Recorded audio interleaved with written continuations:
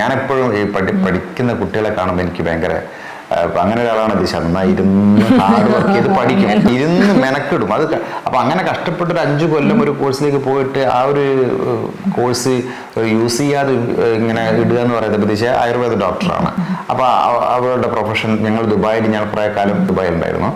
അപ്പോൾ ഞങ്ങൾ അവിടെ നിൽക്കുന്ന സമയത്ത് ദിശക്ക് ഭയങ്കര ഒരു ഫ്രസ്ട്രേഷൻ ആയിരുന്നു. കാരണം അന്നും ദിശ പുലർച്ചെ 4 മണിക്കും 5 മണിക്കും എഴുന്നേറ്റ് പഠിക്കും. ഞാനിങ്ങനെ ഇവക്ക് വേറെ പണിയൊന്നുമില്ലേ, ഇവളെന്തിനാ ഈ പഠിക്കുന്നത് അന്നും. അപ്പോൾ അവളുടെ ആ ഒരു ശുഷ്കാന്തി അല്ലെ, അവളുടെ ഒരു ആ പ്രൊഫഷൻ വിടാതെ അവള് മുന്നോട്ട് കൊണ്ടുപോയിട്ട് ദിശ അത് മനസ്സിലിങ്ങനെ അങ്ങനെ ഒരുക്കി വെച്ച്.